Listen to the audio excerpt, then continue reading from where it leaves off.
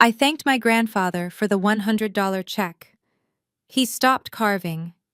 The turkey looked me straight in the eye and said the gift I wired you was $500,000. My mother dropped her glass of red wine, shattering crystal all over the white tablecloth. My brother started choking on a dinner roll, and my sister-in-law went pale as a ghost. That was the moment I realized my family was not just toxic, they were criminals. Before I tell you how I got my money back and sent them all to prison, let me know where you are watching from in the comments below. Please hit like and subscribe if you have ever had to fight your own blood for what was rightfully yours. My name is Maya, and at 30 years old, I had spent my entire life being the invisible Dubois. In a family obsessed with image wealth and social climbing, being a practical data architect who preferred hoodies to haute couture made me the black sheep. I lived in a modest apartment, drove a reliable sedan, and saved every penny I earned. My mother Lorraine called me boring. My younger brother Tyrell called me cheap. But I called myself independent. Thanksgiving at the Dubois mansion was always a theatrical performance, not a dinner. My mother treated it like a royal coronation. The driveway was filled with leased luxury cars.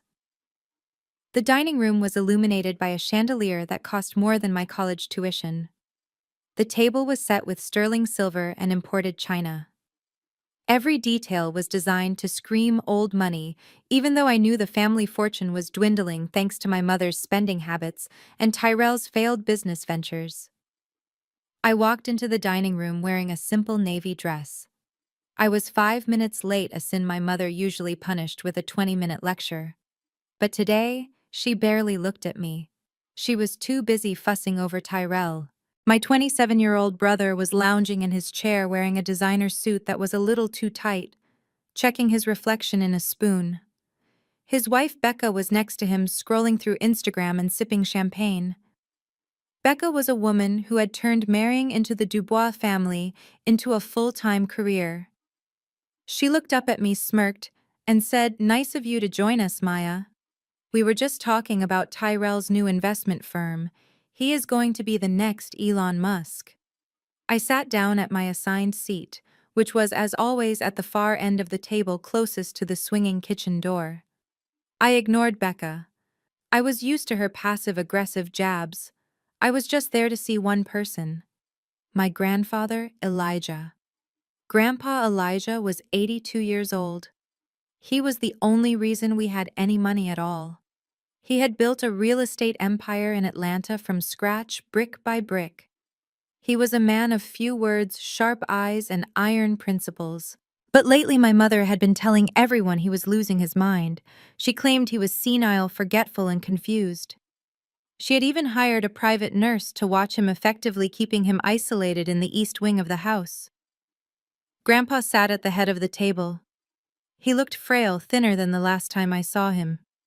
His hands trembled slightly as he held the carving knife. But when he looked at me, his eyes were clear. He gave me a small, secret wink. Lorraine clapped her hands, demanding attention. "All right, everyone, let us say grace. We have so much to be thankful for. Tyrell's business is booming. Becca is redecorating the guest house. And Maya, well, Maya is still employed, which is a blessing, I suppose." We bowed our heads. I squeezed my eyes shut, trying to tune out the hypocrisy. After the prayer, the food was served. It was a feast, but the air was thick with tension.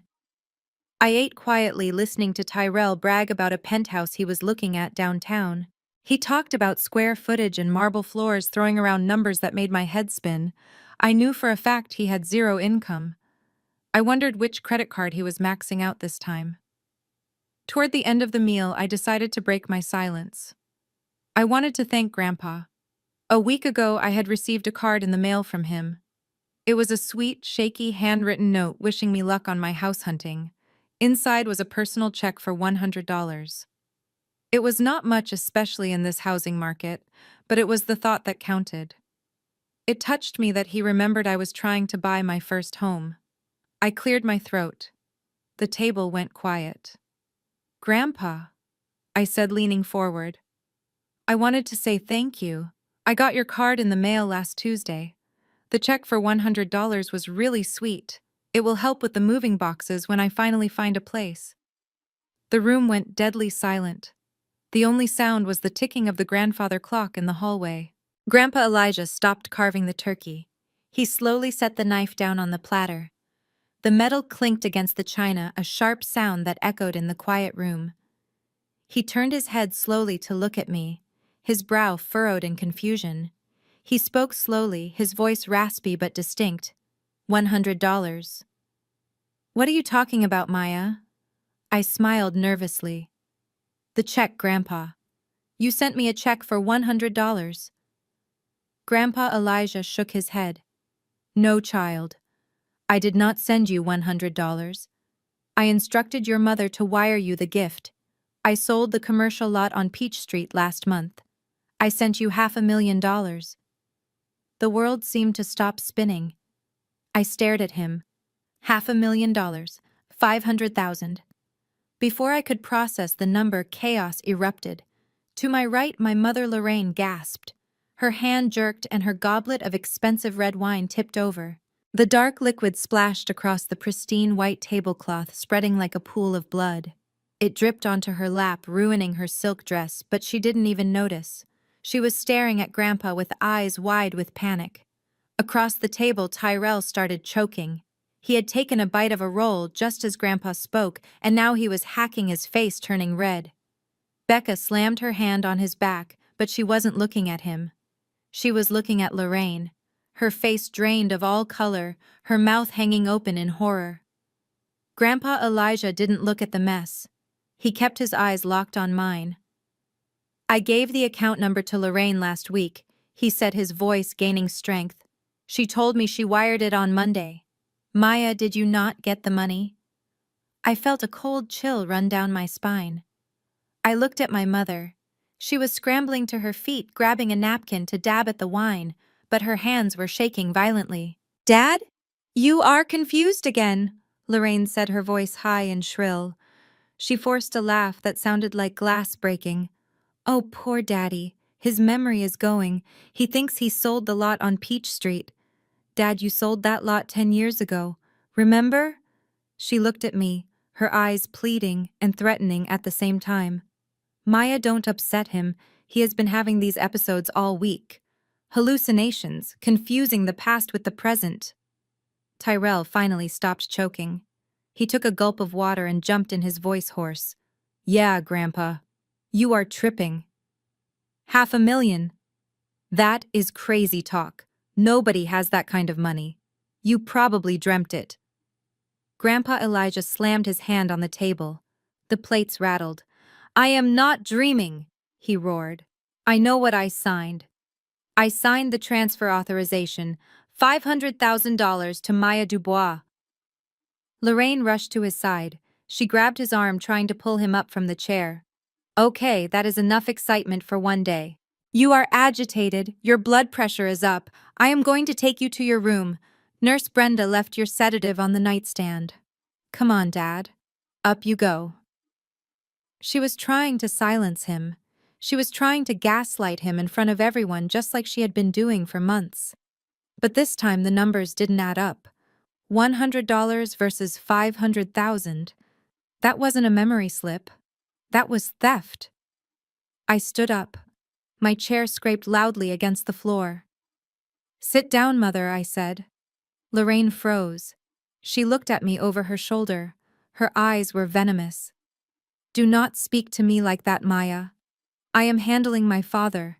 He is sick. He is not sick, I said, my voice steady and cold. I walked around the table. I saw the fear in Tyrell's eyes. I saw the guilt written all over Becca's face. I walked right up to my mother and placed my hand over hers, forcing her to let go of Grandpa's arm. He is not sick, I repeated. And he is not confused. I looked down at Grandpa. Grandpa? Are you sure? Are you absolutely sure you signed that paper? I am sure, he said, looking at me with intense clarity. It was for you. For your house. I wanted you to have a home that no one could take away from you. I turned to my mother. She was trembling. The red wine stain on her dress looked like a gunshot wound. "Where is my money, Mother?" I asked. She tried to slap me. She raised her hand, her face twisted in a snarl. "You ungrateful little brat! How dare you accuse me?" I caught her wrist in midair. I didn't squeeze. I just held it there. I wasn't the scared little girl anymore. I was a woman who had just realized that her own flesh and blood had robbed her of a fortune. "I am not accusing you," I said softly. "I am asking you. Grandpa says 500,000. I got 100. That leaves $499,900 unaccounted for." Tyrell stood up, trying to look tough. "You are crazy, Maya. Get out. You are ruining Thanksgiving." I let go of my mother's wrist. I looked at Tyrell. I looked at his new suit. I looked at Becca's diamond earrings. Suddenly, the math started to make sense. "I am not going anywhere," I said. "Not until I find out exactly where that wire transfer went. And if I find out it went anywhere other than my account, this dinner is going to be the last meal you all eat as free people." Lorraine screamed for the nurse. Tyrell started shouting insults, but Grandpa Elijah just sat there looking at me with a spark of pride I had never seen before. He knew. And now I knew. The war for the $500,000 had just begun. The silence in the dining room was shattered by my mother's laughter. It was not a happy sound. It was a sharp, brittle noise that sounded like dry twigs snapping under a boot. Lorraine leaned back in her chair, dabbing at the wine stain on her dress with a linen napkin, her face composing itself into a mask of pitying condescension. She looked at me not with anger, but with the weary expression of a parent dealing with a toddler having a tantrum. "Maya, honestly," she sighed, shaking her head. "Listen to yourself. You sound hysterical. Do you really believe that? Do you really think your grandfather, a man who cannot even remember to take his blood pressure medication without Nurse Brenda reminding him, managed to wire $500,000? She turned to the rest of the table, looking for allies. "He has been confused for months," she continued, her voice dripping with fake concern.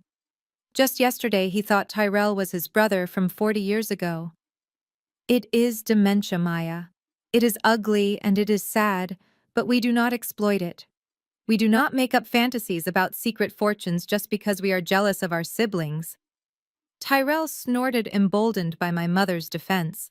He wiped his mouth, his earlier panic replaced by his usual arrogance. "Exactly. You are tripping, sis. 500,000 for what? To buy what you drive, a 4-year-old Honda. You wear hoodies to family events. Why would Grandpa give you that kind of cash? He knows you wouldn't know what to do with it. You probably think he gave it to you because you are broke and desperate. It is called a delusion of grandeur. Look it up." I clenched my fists at my sides. My fingernails dug into my palms. They were doing it again. The dynamic was so familiar it was nauseating, gaslighting, spinning the narrative until up was down and black was white. They were making me the crazy one, the greedy one, while they sat there in clothes bought with stolen money. Grandpa Elijah tried to stand up. His face was red, his veins bulging in his neck. "I am not confused," he shouted, his voice shaking with rage. "I built this family. I know what money I have. Lorraine, you tell her. You tell her about the transfer." Lorraine's eyes hardened. She snapped her fingers at the nurse standing in the corner. "Nurse Brenda," she said sharply. "He is having an episode. He is agitated. It is bad for his heart." Brenda, a woman my mother had hired specifically because she asked no questions and followed orders blindly, moved in instantly. She pulled a syringe from her pocket. No, Grandpa protested, trying to push her away. "I don't need that. I need my lawyer."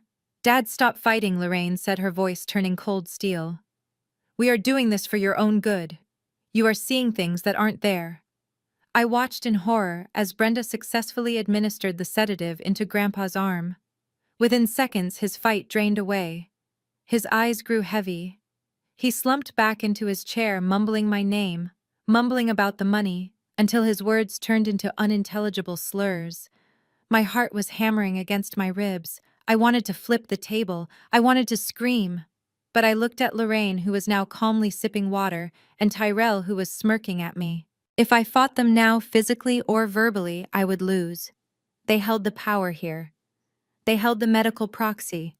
They held the narrative. I needed to be smarter. I needed to be the data architect they all mocked. I took a deep breath and forced my face to go blank. I picked up my purse from the floor.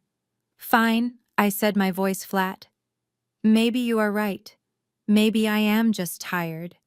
Lorraine smiled, a victorious curling of her red lips. Of course you are, honey. Go home, get some sleep. We will forget you made this scene. We are family after all. I turned to leave. As I walked past Tyrell, who was sitting with his phone on the table next to his plate, the screen lit up with a notification. It was a banking alert. The brightness of the screen caught my eye.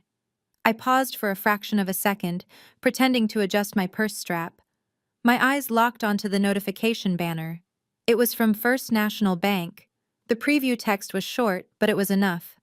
Transaction complete. Wire received $500,000. Balance updated.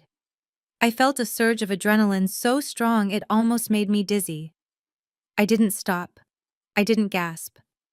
I pulled my phone from my pocket in one smooth motion, as if checking the time, and held it at my hip, angling the camera lens down. I pressed the volume button to snap a burst of photos without looking. Get home safe, Sis, Tyrell called out, mocking me. Don't spend that $100 all in one place. I walked out the front door without looking back. The heavy oak door clicked shut behind me, muting the sounds of their laughter. I walked straight to my car, parked at the end of the long driveway, far away from the Bentleys and Porsches. I got in and locked the doors.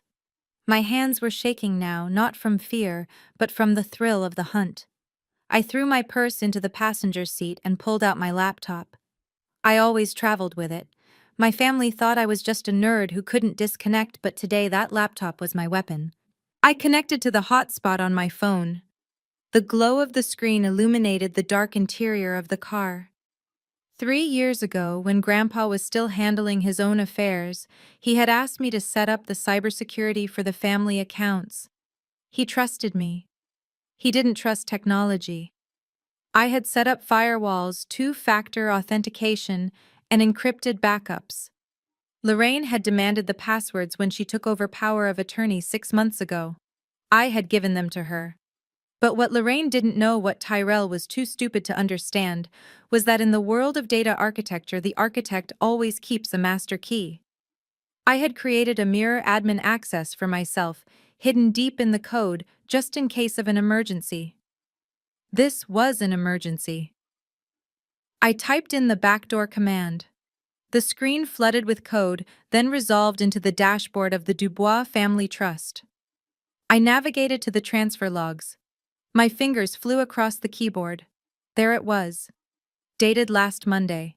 A wire transfer initiated from Grandpa's primary holding account. Amount $500,000. But the destination wasn't my savings account. I clicked on the transaction ID to expand the details. The routing number led to a business account opened just 3 weeks ago. I traced the business EIN number through the state registry database, which I accessed through a public record scraper I had built for work. The owner of the account popped up on the screen, Tyrell Future LLC. I sat back in my seat, the leather cold against my back. It wasn't a mistake. It wasn't a delusion. My mother had taken the money Grandpa meant for my future, intercepted the wire, and funneled it directly into a shell company for her golden child son.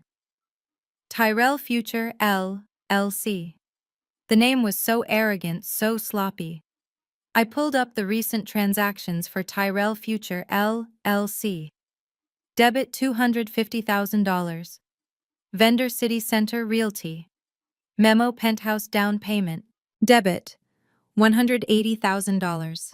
Vendor Atlanta Exotic Motors. Memo McLaren 720S. I looked at the timestamps. The car was bought yesterday.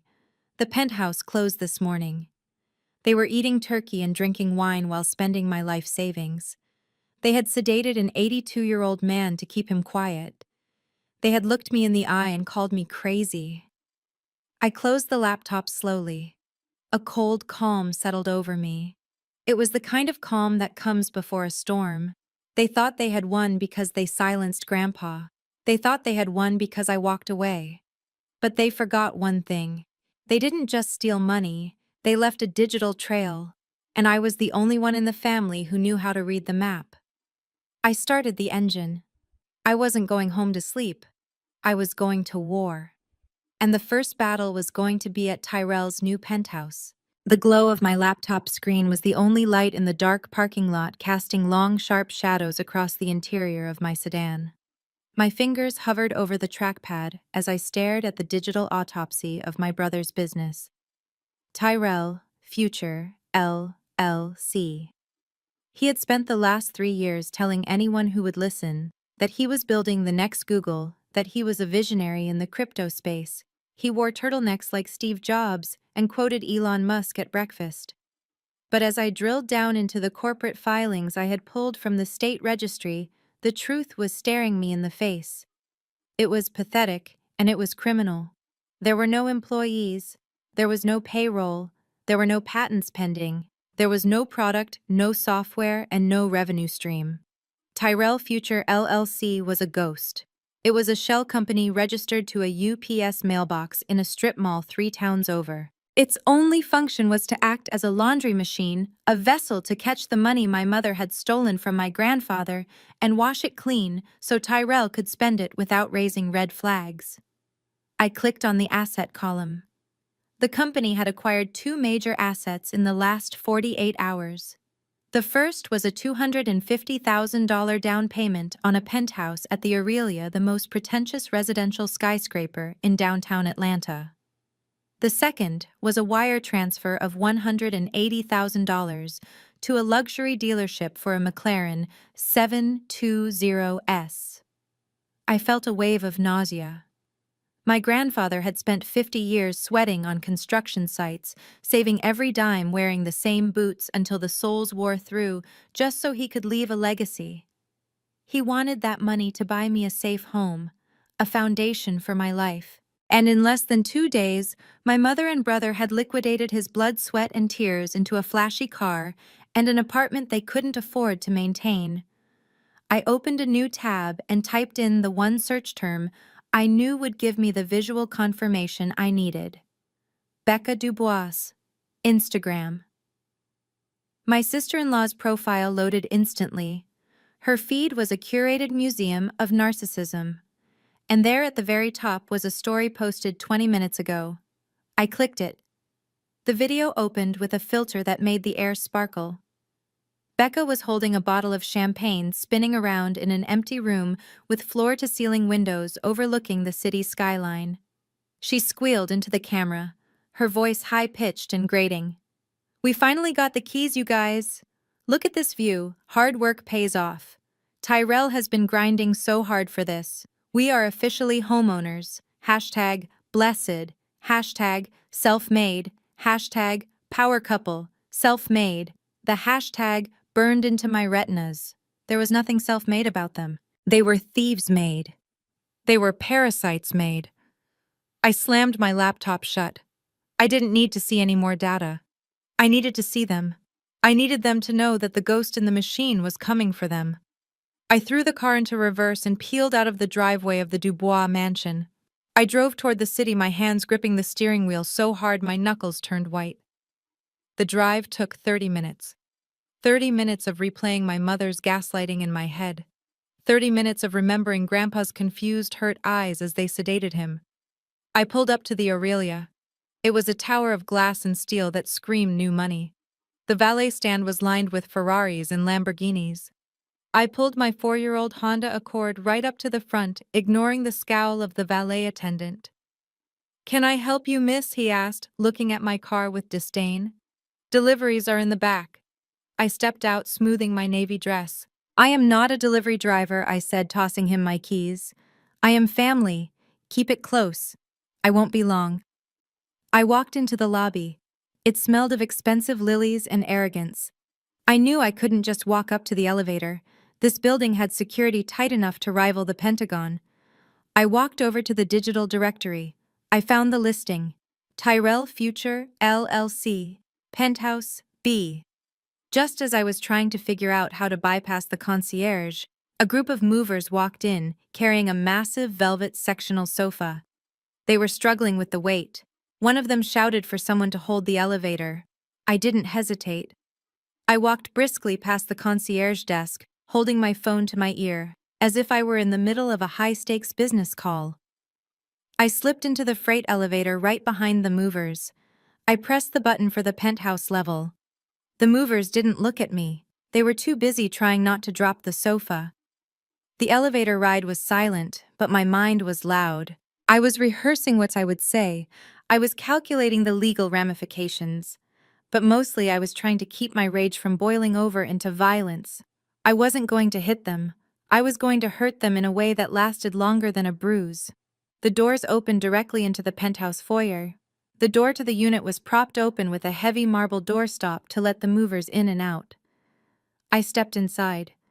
The apartment was massive. White marble floors, white walls, modern art that looked like paint splatters. It was cold and sterile. It was exactly the kind of place Tyrell would think was classy because he saw it in a rap video. I heard Becca's voice coming from the living room. So many of you are asking how we did it, she was saying. Honestly, it is all about mindset. You have to manifest your success. Tyrell just manifested this deal and the universe provided. I walked around the corner. Becca was standing in the center of the living room. She had a ring light set up on a tripod. She was live streaming to her 5,000 followers. She was wearing a white dress that looked suspiciously bridal. She didn't see me at first. She was too busy reading comments on her phone screen. "Aw, thank you, Sarah. Yes, the view is to die for. We are going to have a housewarming party soon. Invite only, obviously." I stepped into the frame. Becca saw me on her phone screen before she saw me in real life. Her eyes went wide. She spun around, nearly knocking over her ring light. "Maya," she gasped. "What are you doing here? How did you get in?" She looked at the phone, realizing she was still live. She tried to laugh it off, flashing a fake smile at her audience. "Oh my God, you guys, look who it is. My sister-in-law came to congratulate us. She is so sweet." She turned to me, her eyes pleading with me to play along. "Right, Maya. You came to see the new place. Isn't it amazing Tyrell really outdid himself?" I looked at the phone. I saw the viewer count. 300 people were watching. I looked at Becca. She looked terrified. She knew that I knew. "It is certainly something, Becca." I said, my voice calm and loud enough for the microphone to pick up. "The marble is beautiful, and the view is expensive." Becca giggled nervously. "Right, we are so blessed." I took a step closer to her. I didn't smile. "It is amazing what you can buy when you have a direct line to a wire transfer meant for someone else," I said. Becca's smile faltered. "What? What are you talking about, Maya? Don't be weird." I looked directly into the camera lens of her phone. "I am talking about the $500,000 my mother stole from my grandfather last week," I said clearly. "The money she wired to Tyrell Future LLC, the money you used to put the down payment on this apartment this morning." Becca lunged for the phone. "Stop it. You are jealous. Cut the feed." I blocked her hand. I wasn't touching her, but my presence was enough to make her flinch back. "You posted a hashtag, Becca," I said. "Self-made." "That is funny. Because according to the bank records I just pulled, this apartment was made by my grandfather's life savings. It was made by fraud." The comments on the screen were flying by now. People were asking what was happening. People were using the shock face emoji. "Get out!" Becca screamed, her facade cracking completely. "This is my house. You are trespassing, Tyrell. Tyrell, get her out of here." Tyrell wasn't there.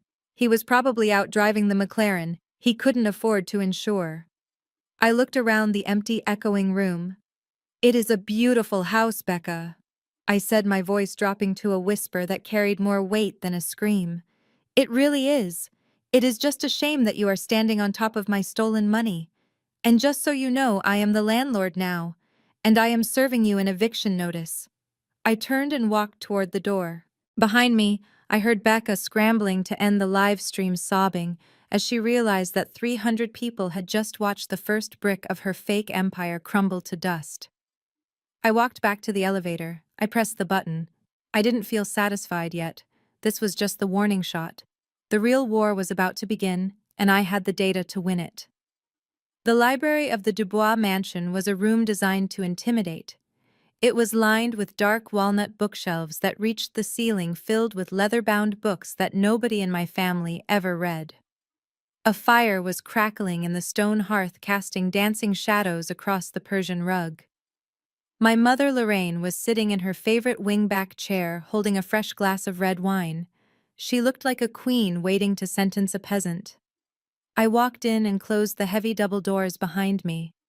The click of the latch echoed in the silence. I did not sit down.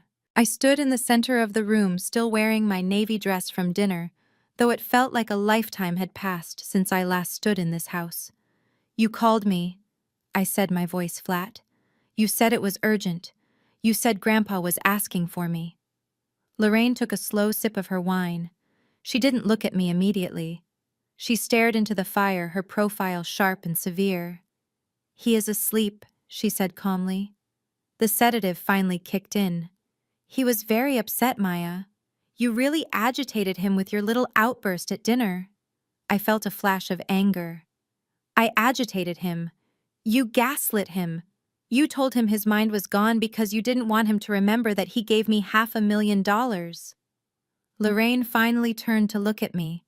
Her expression wasn't guilty. It was annoyed. It was the look she used to give me when I brought home a B on a report card.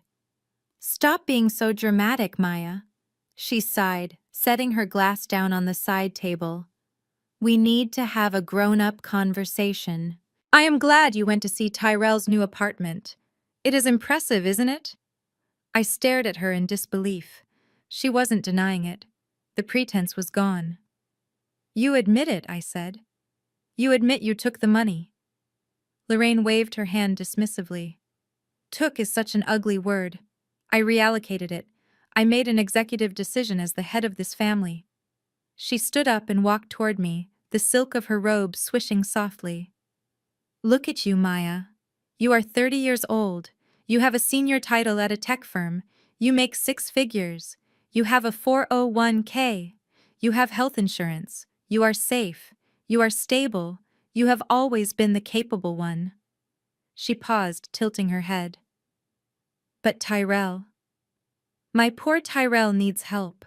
He has big dreams, Maya, but the world is hard on young black men. He needs a leg up. He needs a foundation." When that money came in from the sale of the lot, I looked at the situation logically. You want to buy a house? You can get a mortgage. You have the credit score for it. But Tyrell needed liquid capital. He needed a launch pad. I felt my jaw tighten. "So you decided to be Robin Hood. You stole from the rich sister to give to the poor brother. Except I am not rich, mother. I work hard. And Tyrell isn't poor. He is lazy." Lorraine's eyes narrowed. "He is not lazy. He is a visionary. He just needed the right resources to be taken seriously. In his world, image is everything. You can't close deals driving a Toyota. You can't host investors in a rental. He needed that penthouse. He needed that car. It is an investment in his brand." I laughed. It was a cold, bitter sound. An investment, mother. He bought a McLaren. He didn't buy stocks. He didn't buy inventory. He bought a toy. He bought a car that costs more than your annual alimony payments. You took my $500,000 money Grandpa specifically wanted me to have for security, and you let Tyrell blow it on leather seats and a view of the skyline. That isn't business. That is insanity." Lorraine stepped closer, invading my personal space.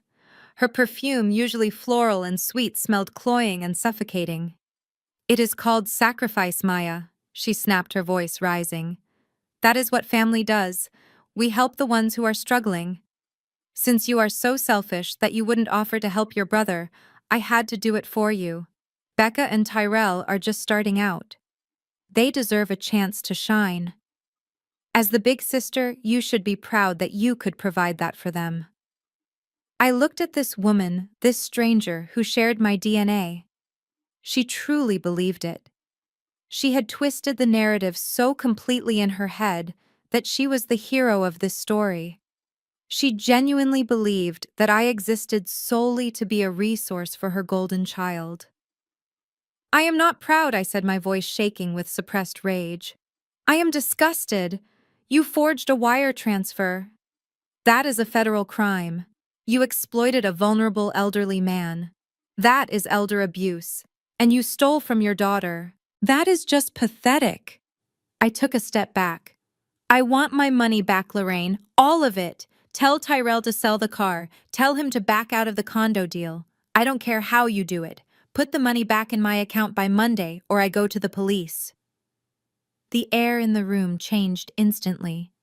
The temperature seemed to drop 10 degrees. Lorraine's face went rigid. The mask of the concerned matriarch fell away, revealing the tyrant underneath. She moved faster than I expected. Her hand lashed out and connected hard with my cheek. The sound of the slap was loud in the quiet room. My head snapped to the side. My cheek burned. I stood there stunned, tasting the copper tang of blood where my tooth had cut my lip. You do not speak to me like that, Lorraine screamed, her eyes wide and manic. I am your mother. I brought you into this world. I am the power of attorney for this estate. I decide where the money goes, not you, not your senile grandfather. She was breathing hard, her chest heaving. She pointed a shaking finger at my face. You think you are so smart with your computers and your data, she hissed. But you know nothing about power. If you go to the police, if you try to embarrass this family, I will ruin you. She stepped closer, her voice dropping to a whisper that was far more terrifying than her scream. I hold the pen, Maya. I control the will. If you make a scene, I will cut you out completely. You won't get a dime when I die. You won't get a dime when your grandfather dies. And more than that, I will destroy your reputation. I will tell the entire family, every aunt, every cousin, the pastor at the church, that you are the one abusing Elijah. I stared at her, touching my throbbing cheek. You wouldn't? Oh, I would. She smiled, and it was a smile devoid of any humanity. I will tell them you are trying to declare him incompetent to steal his money. I will tell them you are the reason his health is failing. I will say that you stressed him out so much he had a stroke. Who are they going to believe, Maya? The grieving daughter who takes care of him every day, or the cold, distant granddaughter who only shows up when she smells cash? I looked at her. I really looked at her. For 30 years, I had tried to please this woman. I had tried to be perfect, quiet and successful, hoping that one day she would look at me the way she looked at Tyrell. But in that moment, with my cheek burning and her threats hanging in the air, the hope finally died. There was no mother here. There was only a monster protecting her ego.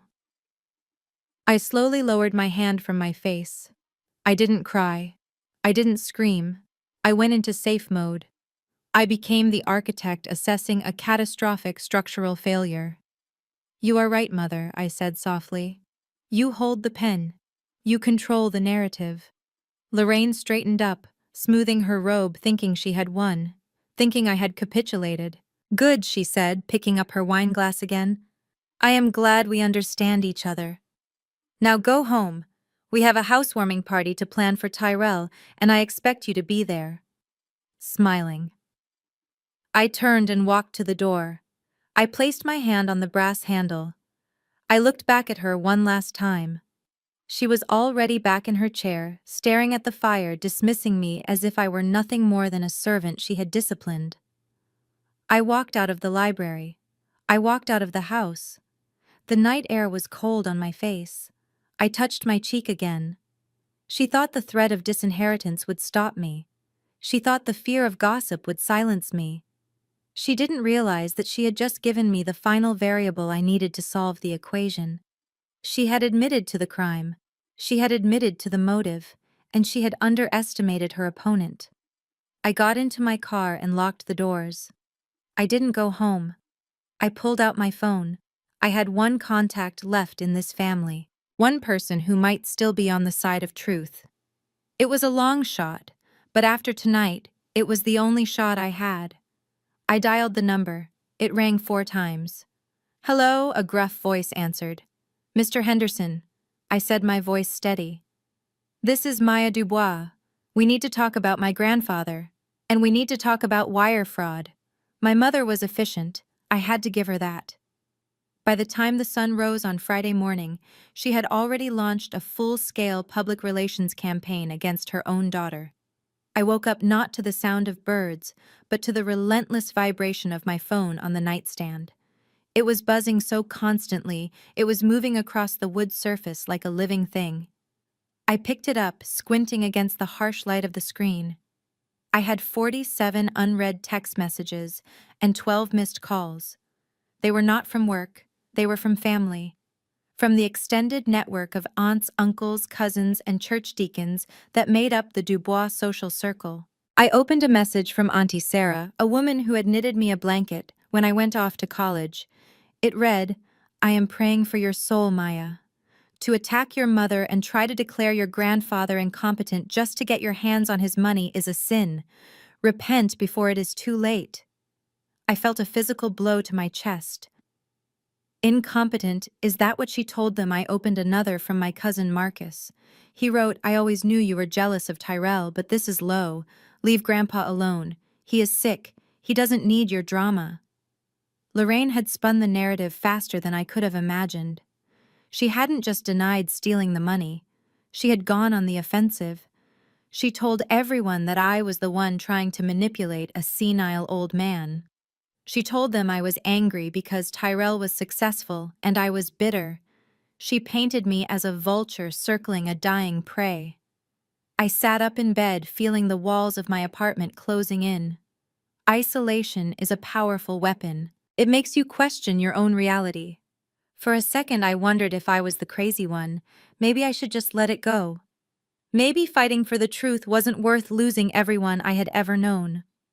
Then I saw the notification from Instagram. Tyrell had tagged me in a video. I tapped the screen. The video opened. Tyrell was sitting in the driver's seat of his new McLaren. The leather seats were visible in the background. He was wearing sunglasses even though he was indoors.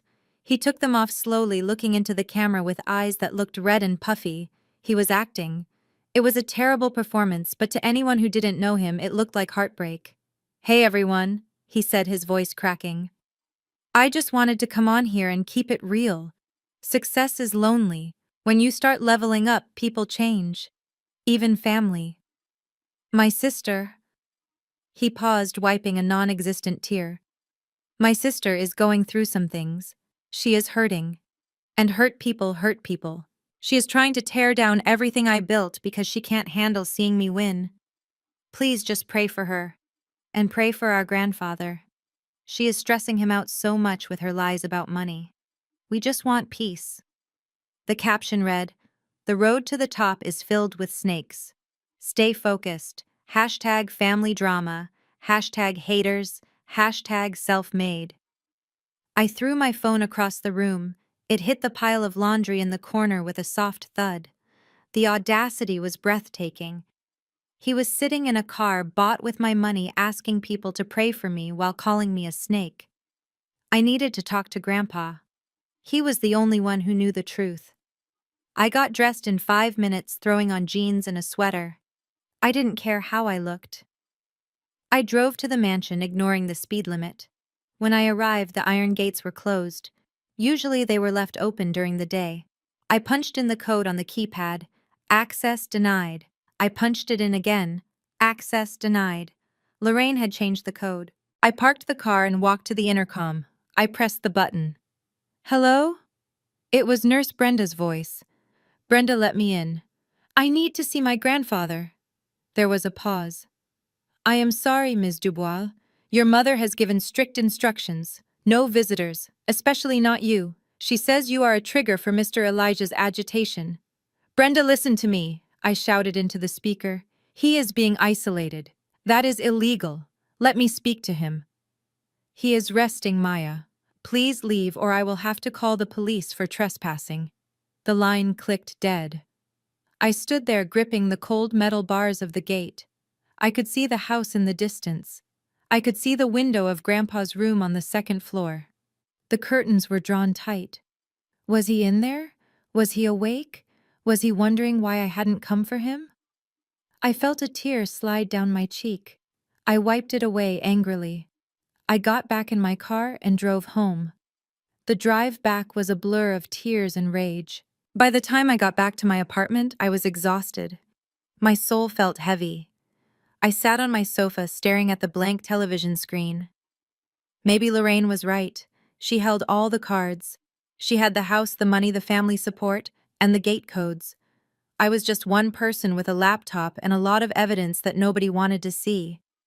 I was tired of fighting. I reached for my phone to text my mother. I was going to tell her she won. I was going to tell her I would sign whatever she wanted if she just let me see Grandpa one last time. But before I could type the first letter, my phone rang. It was an unknown number. I almost didn't answer.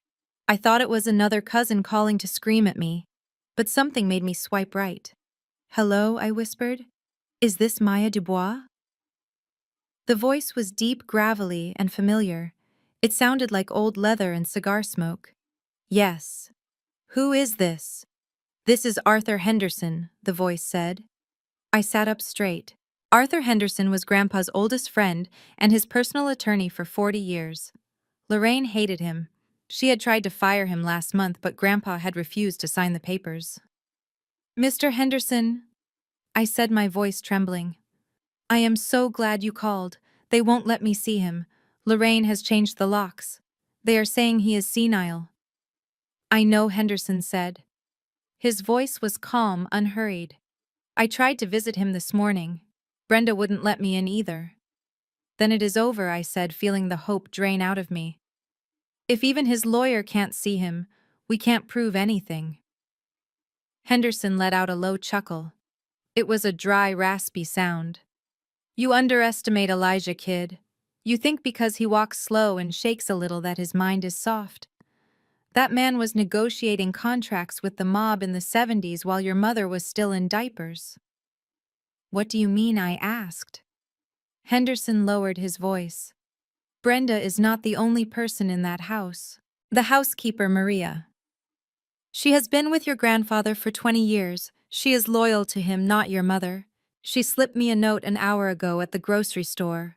My heart started to pound. "A note from Elijah," Henderson said. "He wants you to know something. He isn't taking the pills." I froze. "What?" "But I saw Brenda inject him." Henderson continued. "He plays along. He acts confused. He lets them think he is out of it. But when they give him the oral medication, he spits it out in his napkin. And the injection Brenda gave him at dinner, he told me he paid Maria to switch the vials in Brenda's bag 2 days ago. It was saline solution. Just salt water." I gasped. "He was faking it." "He is sharp as a tack," Maya Henderson said. "He is watching them. He is letting them dig their own graves. He is gathering evidence from the inside while you gather it from the outside." I felt a rush of relief so strong it made me dizzy. The old lion wasn't dying. He was hunting. Henderson's voice turned serious. "But he can't keep this up forever. Lorraine is planning to move him to a facility next week to get full control of the estate. We have a window, Maya. A small one. He told me to tell you that he is ready. He is just waiting for your signal." "My signal?" I asked. "He said you would know what to do," Henderson said. "He said you are a Dubois. We don't get mad. We get even. Do you have the evidence of the wire fraud?" I looked at my laptop sitting on the coffee table. "Yes," I said. "I have everything." "Good," Henderson said. "Then wipe your tears, girl. We aren't victims here. We are the prosecution. Meet me at my office tomorrow morning. We are going to prepare a surprise party." I hung up the phone. The silence in my apartment didn't feel lonely anymore. It felt electric. I looked at the picture of Tyrell on my screen, still smirking in his stolen car. "Enjoy the ride, brother," I whispered, "because the road is about to run out." The office of Arthur Henderson was a relic from a different era. It smelled of mahogany old leather and the kind of expensive cigar smoke that clings to the walls like a memory. Located in a brick building downtown, it felt a world away from the sterile glass tower where Tyrell lived or the manicured perfection of the Dubois mansion. This was a place where real business happened, the kind of business that didn't require hashtags or ring lights. I sat across from Mr. Henderson. He looked exactly as I remembered him from childhood barbecues, a bulldog of a man with silver hair and eyes that had seen every lie a human being could tell. He didn't offer me tea or sympathy. He simply slid a thick manila folder across the heavy wooden desk. The sound of the paper sliding against the wood was the only noise in the room. "Open it," he grunted. I opened the folder. Inside were copies of banking documents, but they were not the digital screenshots I had hacked from the system. These were the official notarized instruction forms from the bank. The paper felt heavy in my hands. "Look at page 3, Henderson said, leaning back in his creaking leather chair. Section 4, Special Instructions." I flipped to page 3. My eyes scanned the dense legal text until I found the section he was pointing to. There, in my grandfather's shaky but undeniable handwriting, was a paragraph that changed everything. It read, "The funds in the amount of $500,000 are a conditional gift to my granddaughter Maya Dubois. These funds are restricted solely for the purchase of primary residential real estate titled exclusively in the name of Maya Dubois. Any other use of these funds renders the transfer void and constitutes a revocation of administrative privileges." I read it twice. Then I read it a third time. He knew, I whispered, looking up at Henderson. He knew she would try to take it. Henderson nodded slowly. "Elijah is not a fool, Maya. He knew Lorraine has been bleeding his accounts dry for years, but he let it slide because he wanted to keep the peace. But this money, this was different. This was your future." He anticipated that Lorraine might try to intercept it, so he attached a legal tripwire to the cash. "It is called a restricted gift deed." I looked back at the document. The implications were staggering. It wasn't just that Lorraine stole the money, it was that she violated a specific written legal condition. Henderson leaned forward, clasping his hands on the desk. "Let me explain what this means in criminal terms, Maya. When your mother moved that money into her account and then sent it to Tyrell, she didn't just steal. She committed wire fraud. That is a federal crime because the money moved across banking institutions. And because she was acting as the power of attorney, she committed fiduciary embezzlement. She used her legal authority to benefit herself and her son at the expense of the principal, your grandfather." He pointed a thick finger at the paper. "And because she ignored the restriction that the money must be used for a house in your name, the moment Tyrell used it to buy a penthouse in his name, the transaction became illegal. The money is legally considered stolen property." "What about Tyrell?" I asked. "Does he know ignorance is not a defense when you are spending $500,000 that fell out of the sky?" Henderson said dryly. "But here is the kicker. Becca posted that video. I saw it. She flaunted the asset. By accepting the money and using it to purchase luxury goods, Tyrell and his wife are guilty of receipt of stolen property and money laundering. They took illicit funds and tried to convert them into legitimate assets like the car and the condo." I sat back, my mind racing. I had them. I had them all. It wasn't just a family dispute anymore. It was a RICO case waiting to happen. I had the digital trail, and Henderson had the legal intent. "So what do we do?" I asked. "Do we call the police right now? Do we send the cops to the mansion?" Henderson picked up his phone. "I can have a warrant sworn out by noon. I can have the sheriff at your mother's door before lunch. We can freeze Tyrell's accounts before he finishes his morning coffee. It is your call, kid. You are the victim here." I looked at the phone in his hand. I thought about Lorraine screaming at me in the library. I thought about Tyrell smirking at me at the dinner table. I thought about Becca calling security on me. If I called the police now, it would be over quickly. They would be arrested quietly. Lorraine would spin it. She would cry to her friends that it was a misunderstanding. She would use her connections to keep it out of the papers. Tyrell would play the victim. They would suffer, yes, but they would survive. They would keep their social standing. I didn't want them to survive. I wanted to burn the infection out of my family completely. I wanted the world to see them for what they were. Put the phone down, I said. Henderson raised an eyebrow. You want to let them get away with it? No, I said, my voice cold and steady. I want to let them hang themselves. I stood up and walked to the window looking out at the busy street below. Lorraine told me there is a housewarming party this weekend. A big gala at Tyrell's new penthouse. She invited the press. She invited the investors. She invited the entire social register of Atlanta. She wants to show off her successful son. Henderson chuckled. It was a dark, dangerous sound. She is throwing a party in a crime scene. Exactly, I turned back to him. If we arrest them now, nobody sees the truth.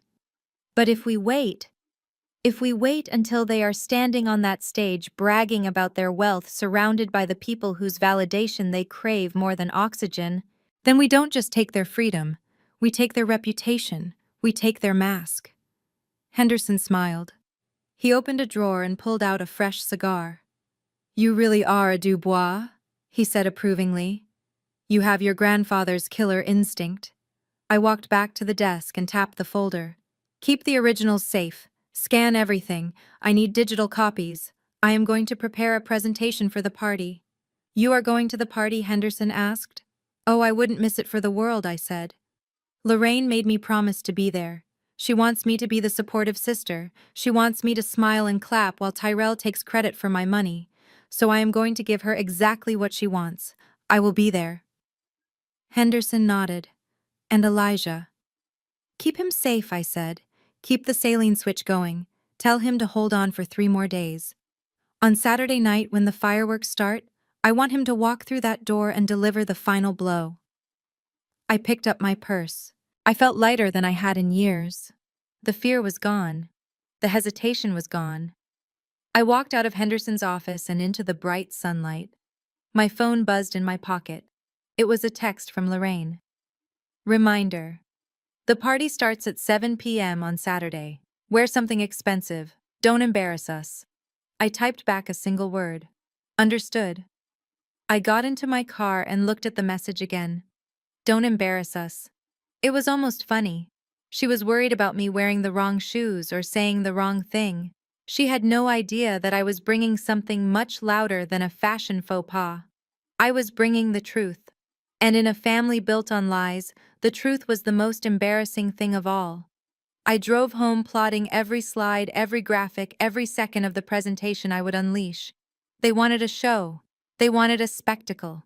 On Saturday night, in front of everyone they tried to impress, I was going to give them the performance of a lifetime.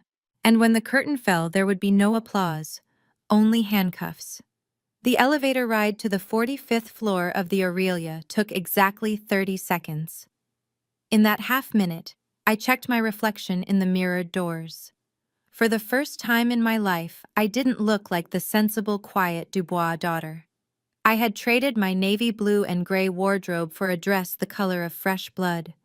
It was crimson silk, tailored to perfection, sharp enough to cut and bright enough to burn. My mother had told me to come and keep up appearances. She told me to look the part of the supportive sister. So I decided to dress like a warning flare. When the elevator doors slid open, the noise hit me first.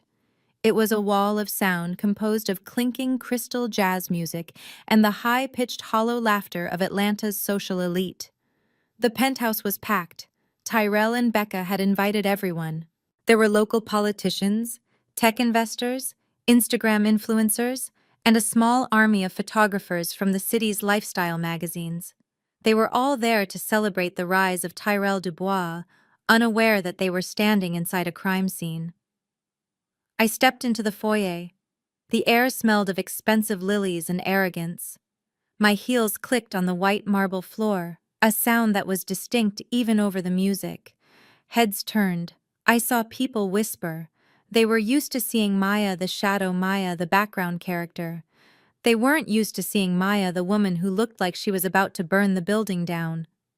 My mother Lorraine spotted me instantly.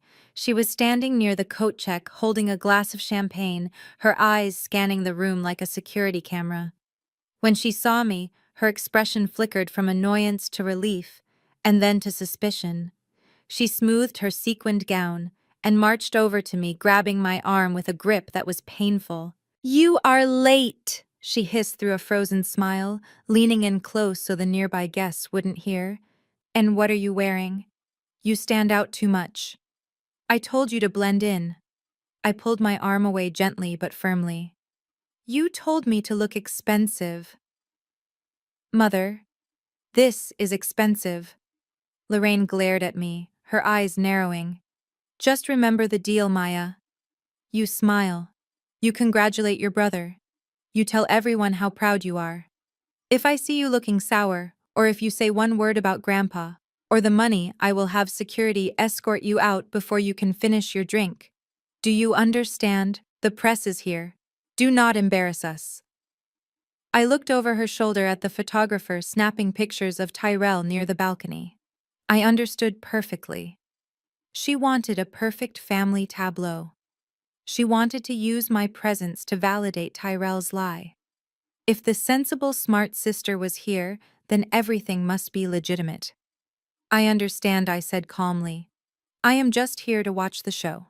"Good," Lorraine said, patting my cheek with a cold hand. "Go mingle. Becca is over by the bar. Be nice to her." I walked into the main living room. It was a masterclass in wasted money. The furniture was all white velvet, impractical and pretentious. The art on the walls was generic and overpriced. Waiters circulated with trays of caviar and truffle oil hors d'oeuvres. I took a glass of sparkling water from a passing tray and moved through the crowd listening. The conversations were nauseating. I heard Tyrell telling a group of men in suits about his investment strategy. "It is all about leverage," Tyrell was saying, puffing out his chest. "You have to know when to move capital. I saw the opportunity in this market, and I took it. My grandfather taught me everything I know." I tightened my grip on my glass. He was using Grandpa's name to sell his fraud. The audacity was breathtaking. Grandpa, who was currently sitting in a dark room faking dementia just to survive, was being used as a prop for Tyrell's ego. I continued my tour of the stolen property. I walked to the floor-to-ceiling windows. The view of Atlanta was spectacular. The city lights glittered below like diamonds. I thought about the $500,000. This view cost exactly $180,000 of those dollars. I looked at the grand piano in the corner that nobody knew how to play. That was another $20,000. Every inch of this space was paved with my stolen future. A flash of light blinded me for a second. I blinked and saw a photographer lowering his camera. "Beautiful dress, Ms. Dubois," he said. "Can we get a quote about your brother's success? You must be very proud." I looked at the lens. I smiled. It was a sharp, dangerous smile. "Proud is certainly one word for it," I said. "Tyrell has always been surprising. Tonight is going to be a night nobody forgets." The photographer nodded, satisfied with the soundbite, and moved on. I turned around and found myself face to face with Becca. My sister-in-law was holding court near the wet bar. She was wearing a white dress that looked suspiciously like a wedding gown, complete with a train that people kept stepping on. She was surrounded by her friends, a gaggle of women who all looked like carbon copies of each other. When she saw me, her eyes lit up with malice. She excused herself from her circle and glided over to me, her hips swaying. "Maya!" She squealed, her voice loud enough to attract attention. "I didn't think you would actually come." She leaned in for a fake air kiss near my cheek. She smelled of expensive perfume and desperation. She pulled back and looked me up and down, her eyes lingering on my red dress with disdain. "Wow, that is a bold color choice," she said, her voice dripping with passive aggression. "Very attention-seeking. But I guess when you don't have much going on in your own life, you have to make a splash at other people's parties." I looked at her calmly.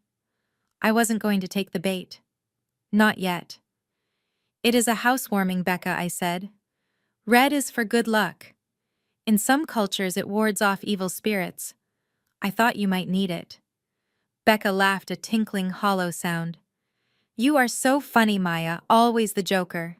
She gestured around the room with her champagne flute encompassing the crowd, the view, and the luxury. But seriously, thank you for coming, she said, raising her voice slightly so her friends could hear. It means a lot to Tyrell and me that you came to visit our home. I know it must be hard for you. She paused for dramatic effect, tilting her head to the side. Hard, I asked. Why would it be hard? Becca smirked. You know, seeing all this, seeing what Tyrell has achieved. I know you are still renting that little apartment on the other side of town. It must be overwhelming to be in a place like this. But really, Maya, you should make yourself at home. Feel free to look around. Just try not to touch the silk drapes, okay? Oils from your hands and all that. She took a sip of her drink, her eyes gleaming with triumph. You just make yourself comfortable, she continued, leaning in closer. Even though I know your place is probably tiny compared to this, it is nice for you to see how the other half lives for a night. The insult was designed to humiliate me. She wanted to remind me of my place. She wanted to establish that she was the queen of the castle and I was the poor relation begging for scraps. I looked at her. I looked at the ring on her finger bought with my money. I looked at the roof over her head paid for with my inheritance. You are right, Becca, I said softly. My apartment is much smaller than this. But there is one big difference. Oh, and what is that? She asked, bored. I sleep very well at night, I said. Becca frowned, confused. Enjoy the party, Becca, I added, stepping past her. It is a beautiful apartment. You should enjoy every single minute of it, while it lasts. I walked away before she could respond.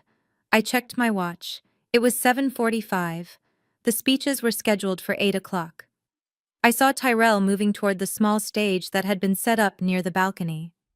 He was adjusting his tie, looking nervous but excited. I moved toward the back of the room near the audio-visual booth, where a hired technician was managing the playlist and the slideshow of Tyrell's achievements that was looping on a massive LED screen. I slipped my hand into my purse and touched the cold metal of the flash drive Mr. Henderson had given me. Becca thought she had won. Lorraine thought she had silenced me. Tyrell thought he was a king. They had 15 minutes left. 15 minutes of fantasy before reality came crashing through the door. I took a deep breath and blended into the shadows of the red drapes, waiting for the signal to bring the house down. The house lights dimmed, signaling that the main event was about to begin. The murmuring crowd of Atlanta's elite quieted down, turning their attention toward the small stage set up in front of the sweeping floor-to-ceiling windows. A spotlight clicked on, cutting through the darkness and illuminating Tyrell. He stood there soaking in the attention like a lizard basking on a rock. He adjusted the lapels of his suit, a suit that cost more than my first car, and flashed a smile that was all teeth and ambition. He tapped the microphone twice. The sound thumped through the massive speakers, vibrating in the chests of everyone in the room. Testing, testing, Tyrell said, his voice smooth and practiced. Can everyone hear me in the back? A ripple of polite applause and affirmative murmurs went through the room. Becca, standing in this front row, clasped her hands together and gazed up at him with a look of adoration that I knew was at least 50% acting. Beside her, my mother Lorraine stood with her chin raised high, looking like the Queen Mother surveying her kingdom. She caught my eye across the room and gave a sharp nod, a silent command for me to smile and clap. I didn't smile. I stood in the shadows near the AV booth, my back pressed against the velvet drapes. The technician, a young guy with headphones around his neck, was too busy watching Tyrell to notice me standing just a few feet away from his console. I had my phone in my hand. The app I had coded specifically for this moment was open, searching for the Bluetooth pairing signal of the main projector system. Welcome to the future, Tyrell began, spreading his arms wide. Thank you all for coming to celebrate this milestone. You know, a lot of people ask me, Tyrell, how did you do it? How did you go from a dream to a penthouse in the sky in such a short time? He paused for effect, letting the question hang in the air. It wasn't easy. He continued, his voice dropping to a humble register. It took grit. It took the grind. It took waking up when everyone else was sleeping and working when everyone else was partying. They call it luck, but I call it leverage. I saw the trends in the market before the experts did. I moved capital when others were scared to invest. That is the Dubois way. I felt a wave of nausea rise in my throat. The grind. The only thing Tyrell had ever ground was his grandfather's patience. He was talking about leverage and capital as if he were Warren Buffett, when in reality, his entire strategy was waiting for his mother to commit wire fraud.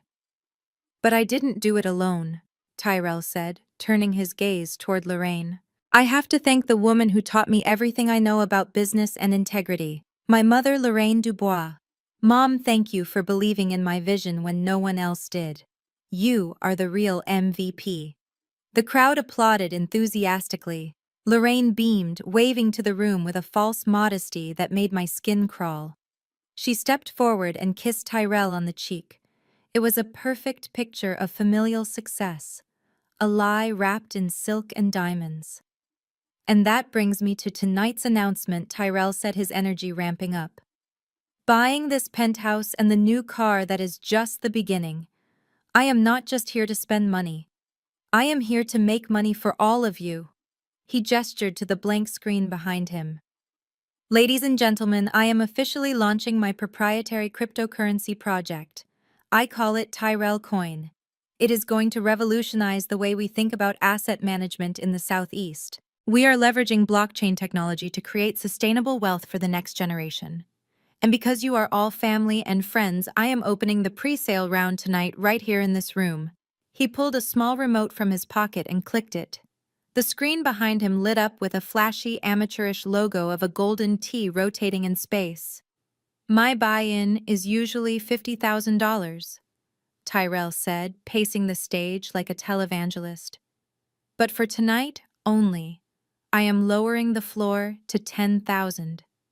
I want everyone in this room to ride this rocket ship with me. This is your chance to be part of something legendary. This is your chance to be self-made, just like me. The room buzzed with excitement. I saw people reaching for their checkbooks. I saw investors nodding, impressed by his confidence. He was doing it. He was actively soliciting funds for a Ponzi scheme based on a foundation of stolen money. If I didn't stop him now, these people would lose millions.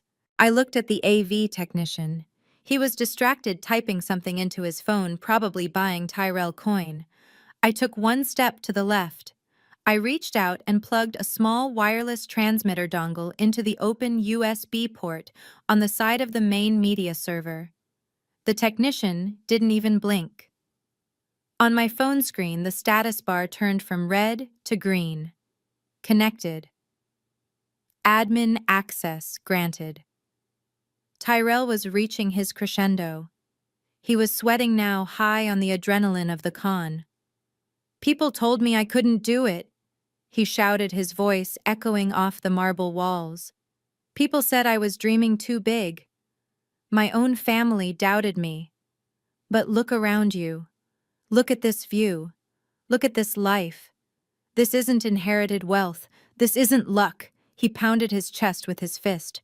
I built this empire with my own two hands, he declared. I made every dollar. I signed every check. And nobody gave me anything. He threw his arms up in a V for victory, waiting for the thunderous applause. Now, I whispered to myself. I pressed the large red execute button on my phone screen. The sound system let out a high-pitched screech of feedback that caused everyone in the room to cover their ears. Tyrell flinched, looking back at the technician in confusion. What is going on? Tyrell barked into the microphone. Fix the sound! But the technician was frantically tapping his keyboard, which was no longer responding. Then the lights in the room flickered and died. The penthouse was plunged into darkness, illuminated only by the city lights outside. The crowd gasped. Nervous laughter rippled through the room. "It is just a breaker," Tyrell shouted in the dark. "Don't worry, folks. Too much power in the room." Suddenly, the massive LED screen behind him roared back to life, but the golden logo of Tyrell Coin was gone. The screen was bright white, blindingly intense in the dark room. Tyrell turned around, shielding his eyes. "What is that? Turn it off?" The white faded, replaced by a stark, high-contrast graphic. It was a flowchart. Simple, brutal, undeniable. At the top, a photo of my grandfather Elijah Dubois. Next to it, a bank balance $500,000. An arrow pointed down to a second photo, my mother Lorraine. The text below her read unauthorized wire transfer. A second arrow pointed down to a third photo. It was Tyrell smiling in his new car. The text below him read, Tyrell Future LLC. And across the bottom of the screen, blinking in bold crimson letters, was a single phrase that sucked the air out of the room. Stolen property. The silence that followed was heavy and suffocating. Tyrell stood frozen on stage, his silhouette dwarfed by the massive accusation glowing behind him. The self-made man was suddenly very small, and the spotlight I had just turned on was burning him alive. The blinding white light from the massive LED screen behind the stage was not just illumination. It was an interrogation lamp casting harsh, unforgiving shadows across Tyrell's face. He stood frozen, his arms still raised in his victory pose, looking like a statue of arrogance that was about to be toppled. The silence in the penthouse was absolute. The jazz music had cut out. The chatter of the socialites had died instantly. The only sound was the low electronic hum of the screen as the first slide of my presentation locked into place. I stood in the shadows by the AV booth, my finger hovering over the next button on my phone. I felt a cold, clinical satisfaction. Tyrell had spent the last 20 minutes weaving a fairy tale about grit and grinding. Now I was going to narrate the reality using the only language that mattered. Data. The first image on the screen was a high-resolution scan of a bank statement. It was magnified to 10 feet tall, making every number crisp and undeniable. At the top was a photograph of my grandfather, Elijah Dubois. His face looked kind but stern, staring out at the room full of people drinking his champagne. Next to his photo was a bank balance. $500,000. The date stamp was clearly visible. It was dated 10 days ago. A collective murmur went through the crowd. They recognized the man. They respected the name. But they were confused. Why were they looking at a bank statement? I pressed the button on my phone. An animation played on the screen. A thick black arrow drew itself downward from Grandpa's photo. It did not point to a business investment. It did not point to a venture capital firm. It pointed to a second photo. My mother, Lorraine. The text underneath her photo was bold and black. Intermediary transfer. Unauthorized. The graphic showed the money leaving Grandpa's account and landing in a private holding account controlled solely by Lorraine. The date was the same day the wire was sent. Tyrell finally snapped out of his trance. He spun around, seeing the incriminating flowchart for the first time. He stumbled back, nearly tripping over the microphone stand. "Turn it off!" he screamed, his voice cracking. "This is a hack! Someone cut the power!" But nobody moved. The audience was captivated. They were watching a live autopsy of a crime. I pressed the button again. The arrow moved again, snake-like and predatory. It left Lorraine's account and traveled down the screen to a third photo. It was the logo of Tyrell Future LLC, the shell company, the ghost ship. The graphic split into two distinct branches. On the left, the arrow pointed to a photo of the building we were currently standing in, the Aurelia. Underneath the photo was a copy of the wire confirmation. $250,000. Down payment. The timestamp was 48 hours ago. On the right, the arrow pointed to a stock photo of a McLaren 720S. Underneath was the dealership invoice, $180,000. Paid in full. The math was displayed at the bottom of the screen. Total stolen funds, $430,000. Remaining balance, $70,000. The room erupted. It wasn't the sound of applause. It was the sound of scandal. It was the sound of 100 wealthy, influential people realizing they had been invited to celebrate a felony. The investors who had been reaching for their checkbooks moments ago were now shoving them deep into their pockets. They looked at Tyrell not with admiration, but with the specific kind of disgust reserved for frauds. Tyrell looked at the screen, then at the audience. He opened his mouth to speak, to spin another lie, to claim it was a misunderstanding, but the numbers were too big. The evidence was too precise. He looked at Lorraine.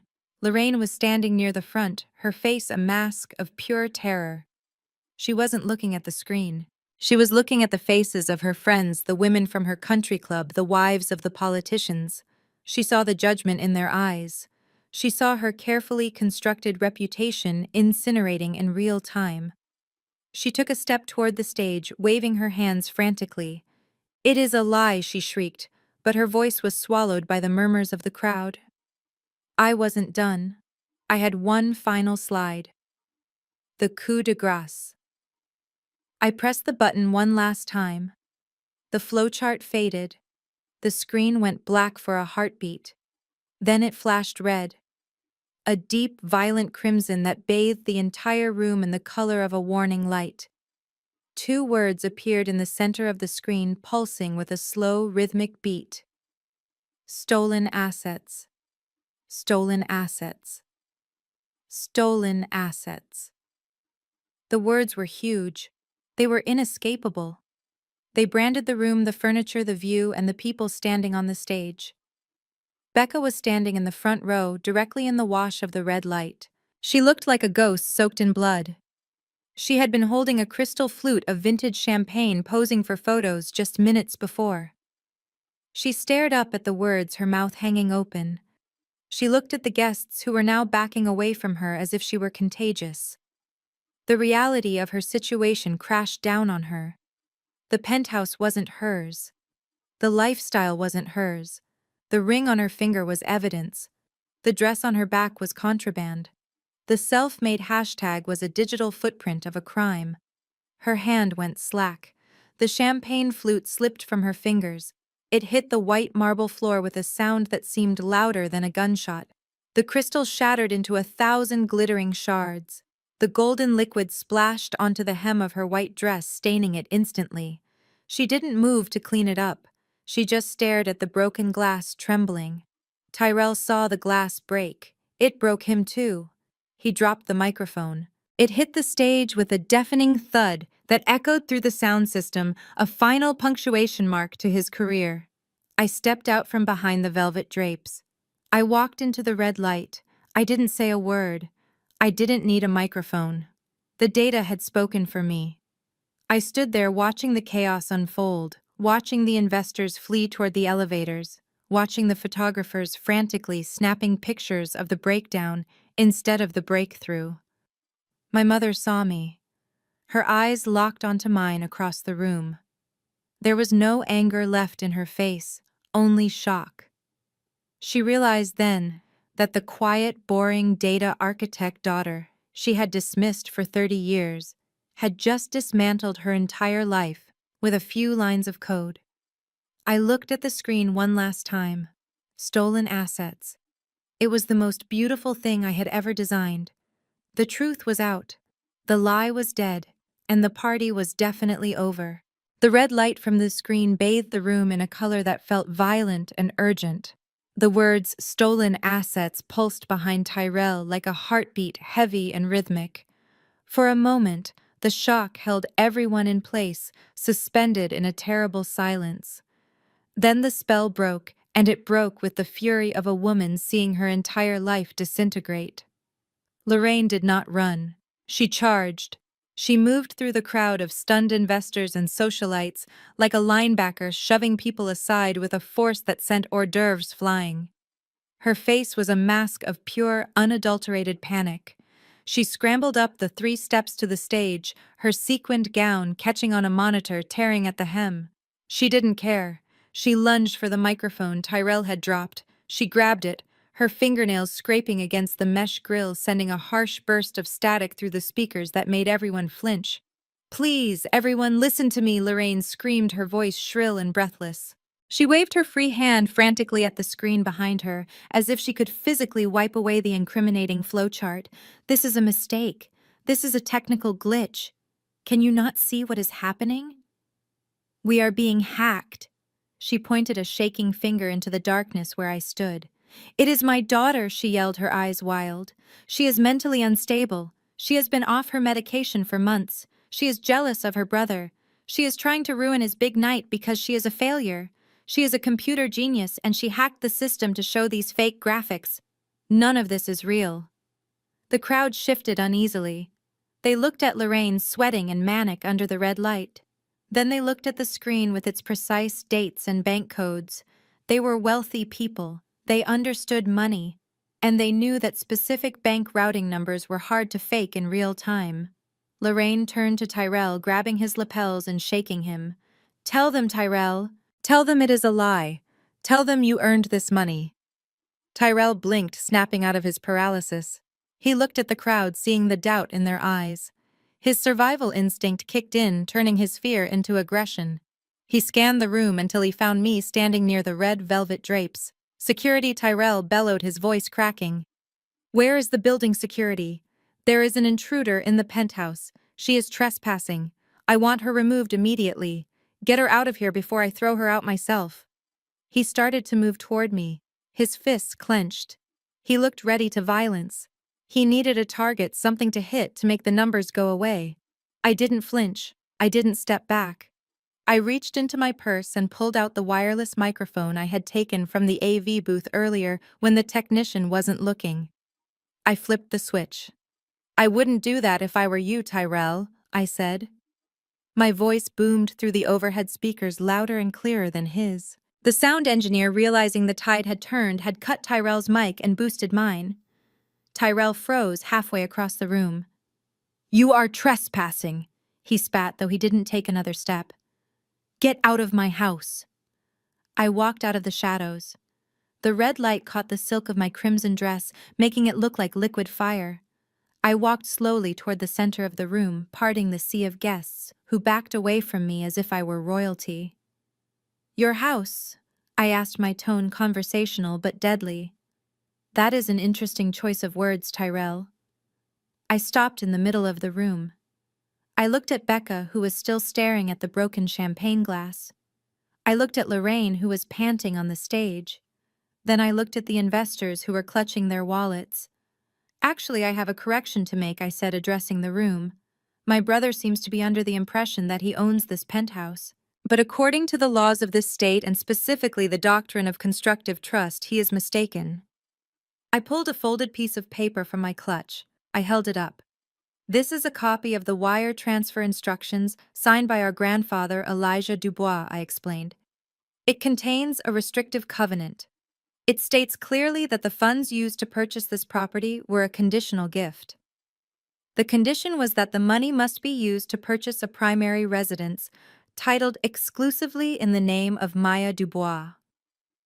I turned to look at Tyrell. "Since you used my money to buy this apartment, Tyrell, the law views this asset as the fruit of a poisonous tree. You didn't buy a home. You just acted as my unauthorized real estate agent." I smiled, a cold, sharp expression. "So, technically speaking, you are not kicking me out of your house. You are standing in my living room, and frankly, I don't like what you have done with the decor." The room erupted in whispers. The legal logic was sound, and everyone knew it. I had just laid claim to the penthouse in front of 100 witnesses. Lorraine looked like she was going to be sick. She leaned against the podium for support. "You can't do this," she whispered into the dead microphone. "You can't humiliate us like this." "I am not humiliating you, Mother," I said. "I am just conducting a property walkthrough." Tyrell looked around the room. He saw the walls closing in. He saw his investors checking their phones, likely canceling transfers. He realized the game was over. The Tyrell coin, the penthouse, the image, it was all gone. He lunged. "I don't care what that paper says," he screamed, charging at me. "I will kill you." He got 2 steps before a loud, authoritative banging sound came from the front foyer. It wasn't a knock. It was a command. The heavy double doors of the penthouse, which had been propped open with a marble stopper, were pushed wide. Uniforms filled the entryway. Dark blue jackets with yellow lettering, badges flashing in the ambient light. "Police," a deep voice shouted. "Everybody stay where you are." 6 officers marched into the room. They weren't regular beat cops. These were detectives from the Economic Crimes Unit. I had called them an hour ago. I had told them that a major wire fraud suspect was hosting a public event and was a flight risk. The lead detective, a tall woman with a severe face, scanned the room. Her eyes landed on the stage. "Lorraine Dubois and Tyrell Dubois," she called out. Lorraine let out a small, strangled whimper. She tried to hide behind the podium, but there was nowhere to go. Tyrell stopped his charge. He looked at the police, then back at me. His face crumbled. The arrogance evaporated, leaving behind a terrified child. "We have warrants for your arrest," the detective announced, walking briskly through the crowd. "Charges of wire fraud, grand larceny, and conspiracy to commit money laundering." Becca let out a scream. She scrambled backward, knocking over a tray of hors d'oeuvres. "Not me," she yelled, pointing at her husband. "I didn't sign anything. It was him. He told me he was a genius.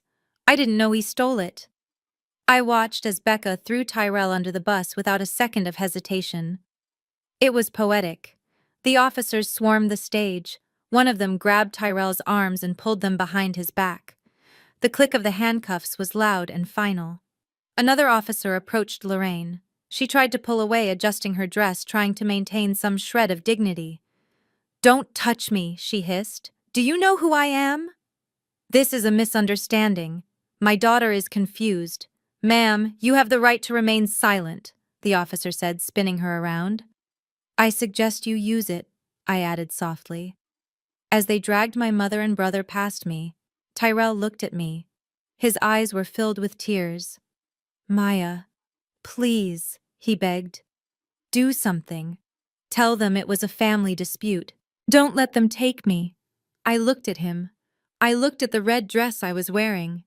"I can't help you, Tyrell," I said. "I am just a guest at your party." I turned back to the window, looking out at the city lights. Behind me, the sound of justice was loud and chaotic, but for the first time in my life, I felt nothing but peace. The house was mine. The money was accounted for. And the trash was finally being taken out. The chaos of the arrest was interrupted by a singular, clear sound. The chime of the elevator. It cut through the murmurs of the crowd and the drone of the police radios like a bell tolling for judgment. The silver doors slid open, and the silence that followed was heavier than the silence that had greeted my presentation. Standing there was not the frail, confused old man who had been spoon-fed applesauce by a corrupt nurse. Standing there was Elijah Dubois. He was wearing a charcoal 3-piece suit that fit him perfectly, a suit I hadn't seen him wear in 5 years. His silver hair was combed back. His shoes were polished to a mirror shine. He was holding a cane carved from ebony, but he wasn't leaning on it for support. He was holding it like a scepter. Beside him stood Mr. Henderson, looking like a proud bulldog ready to bite. My mother, who was currently having her wrists zip-tied by a police officer, let out a gasp that sounded like she had been punched in the gut. Her knees buckled, and the officer had to hold her up. "Daddy?" She whispered, her voice trembling with disbelief. "You are walking." Grandpa Elijah stepped out of the elevator. He didn't shuffle. He didn't stumble. He walked with the steady, rhythmic stride of the man who had built half the skyline visible out the window. He walked past the stunned investors. He walked past the terrified caterers. He walked straight toward the center of the room where his daughter and grandson were being detained. He stopped 3 feet away from Lorraine. He looked down at her, his eyes clear and sharp as diamonds. There was no fog of dementia in his gaze. There was only the cold fire of disappointment. "I am walking, Lorraine," he said, his voice deep and resonant. I have been walking every day while you were busy shopping. Lorraine began to cry messy, desperate tears. Dad, please tell them. Tell them this is a mistake. Tell them I take care of you. Tell them I am your good daughter.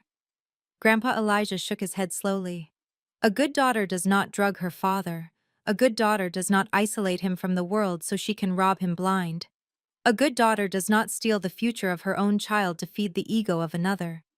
He looked around the room, addressing the audience as if he were holding court. I have been playing a part, he announced. For 6 months, I let you all believe I was losing my mind. I let you feed me pills that I spit out in my napkin. I let you talk about me as if I were a piece of furniture in my own house. I wanted to see who you really were when you thought nobody was watching. He looked back at Lorraine. I saw everything, he said softly. I saw you sign the papers. I heard you laughing with the nurse about how easy it was to trick the old man. I saw you intercept the wire transfer I meant for Maya. Lorraine, you have failed. You failed as a fiduciary. You failed as a daughter. But worst of all, you failed as a mother. You sacrificed one child to spoil the other, and now you have lost them both. Lorraine sobbed, her body sagging against the police officer. I did it for the family, Dad. I did it to keep the name alive. You did it for yourself, Grandpa snapped. He turned his attention to Tyrell.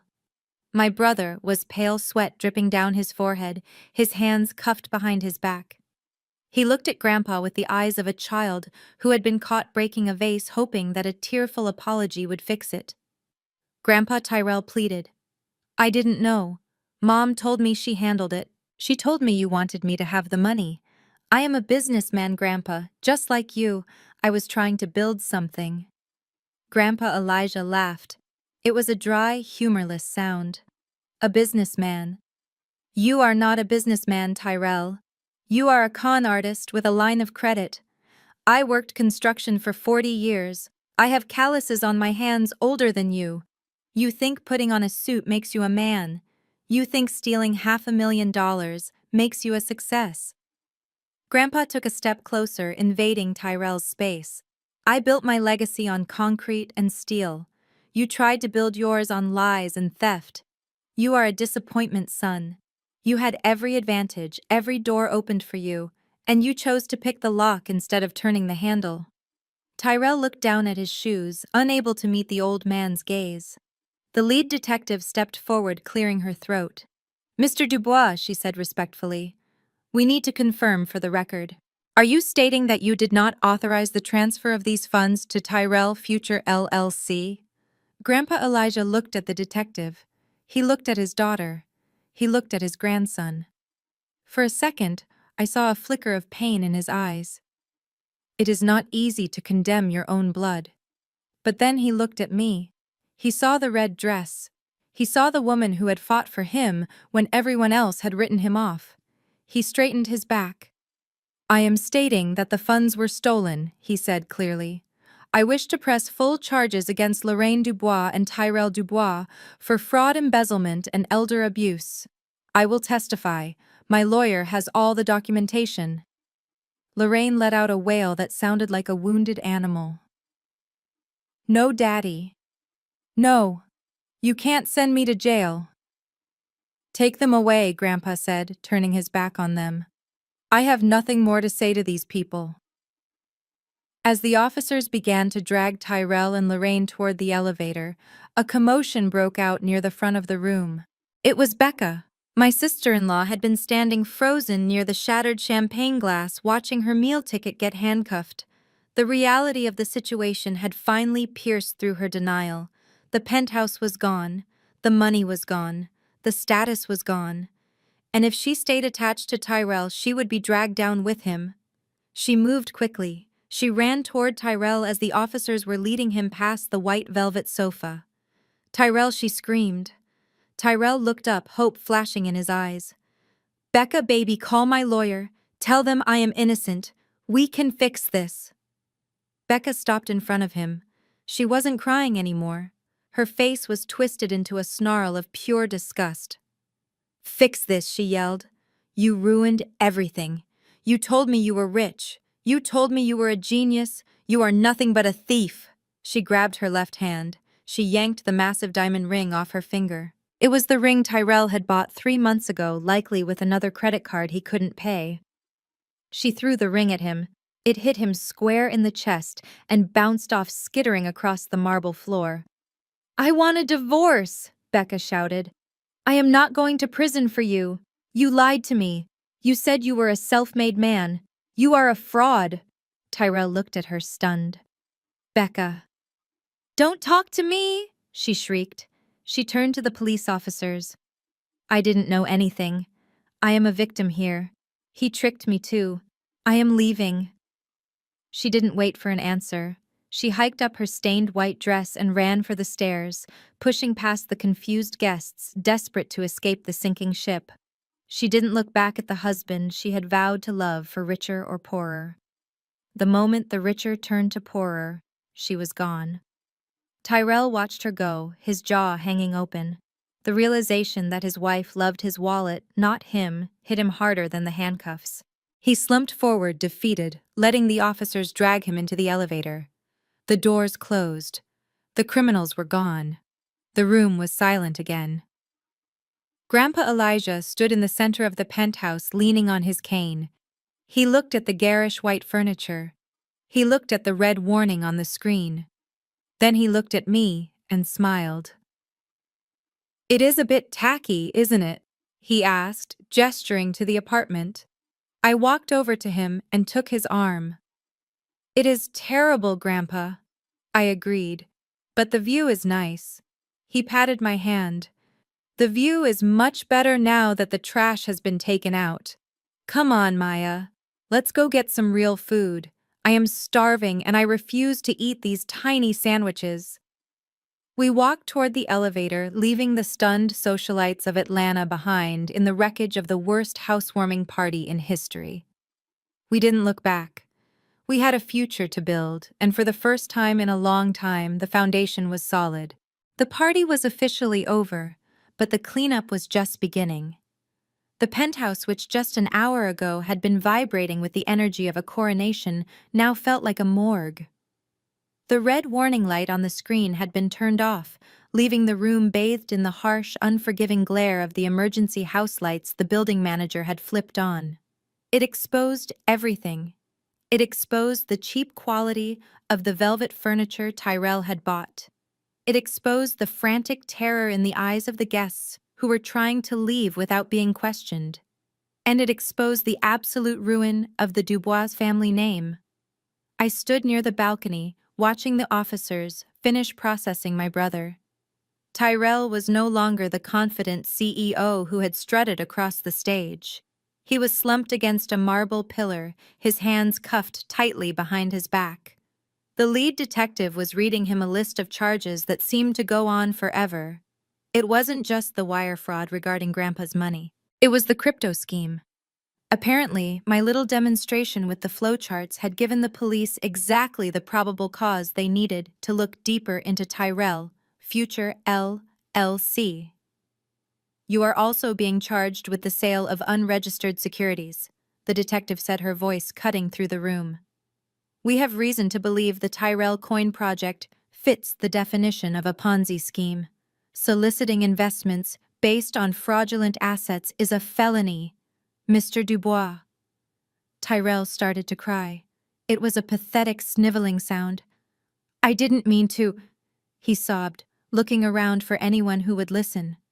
"I was just the face of the brand. I didn't know the compliance laws. I was going to pay everyone back once the coin took off. You have to believe me." The detective didn't blink. "That is something you can explain to a federal judge," she said. 2 officers hauled him up. As they walked him past the crowd of investors he had tried to swindle, Tyrell kept his head down. The same people who had cheered for him an hour ago were now looking at him with open hostility. One man, a prominent local developer, actually spit on the floor near Tyrell's feet as he passed. The self-made man was leaving the building in shackles, having made nothing but a mess. Then it was my mother's turn. Lorraine had been trying to negotiate with the officers near the kitchen island. She was using her most authoritative country club voice, the one she usually reserved for managers when she wanted to return a dress she had already worn. This is ridiculous, she was saying, pulling her arm away from a young officer. I demand to speak to your superior. I am Lorraine Dubois. I am the primary caregiver for my father. You cannot arrest me for taking care of my family finances. This is a civil matter. The officer wasn't impressed. He spun her around, not gently. Ma'am, we have a sworn affidavit from Elijah Dubois stating that you held him against his will and administered sedatives without a prescription to keep him compliant. That is not a civil matter. That is kidnapping and elder abuse. The word kidnapping sucked the air out of the room. The guests gasped. Lorraine's face went white. She looked over at Grandpa Elijah, who was sitting calmly on a white leather ottoman watching the proceedings with the patience of a saint. Daddy, tell them, Lorraine screamed, losing her composure entirely. Tell them I took care of you. I hired the best nurses. You hired jailers, Grandpa said quietly. And you paid them with my money. The click of the handcuffs on Lorraine's wrists was the loudest sound I had ever heard. It was the sound of a 30-year reign of terror coming to an end. She struggled, kicking out at the officer, her dignity completely gone. She looked wild, her hair coming loose from its perfect bun, her sequined dress twisted. As the police began to herd the prisoners toward the exit, I realized the room was still full of people. The guests were lingering, watching the drama like it was a reality show. They were drinking the last of the champagne, whispering behind their hands, taking photos of my mother in cuffs. I felt a surge of cold anger. This wasn't a show. This was my life. And this was my house. I walked to the center of the room. I didn't need a microphone this time. My voice projected clearly off the hard surfaces. The show is over, I announced. Every head turned to me. I stood tall in my red dress, the undisputed owner of the room. You are all trespassing, I said. This apartment belongs to me. The food you are eating was bought with stolen funds. The champagne you are drinking is evidence. I want everyone out. Now. A few people hesitated, looking offended. Did you not hear me? I asked, stepping closer. Get out. Unless you want to stay and give statements to the police about how you were planning to invest in a fraudulent cryptocurrency. I am sure the detective would love to take down your names. That got them moving. The threat of being associated with the fraud sent them scrambling for the door. The stampede was immediate. Women grabbed their purses, men grabbed their coats. Within 2 minutes, the penthouse was empty, save for the police, Grandpa, me, and the 2 prisoners waiting for the elevator. I walked over to the elevator bank as the officers pressed the call button. Lorraine saw me coming. She stopped struggling. She looked at me with eyes that were red and swollen. For a second, I thought she might apologize. I thought that maybe now that she had lost everything, she would finally see me. Maya, she whimpered. I stopped a few feet away. I crossed my arms. Maya, please, she begged, her voice cracking. You can't let them take me. I am your mother.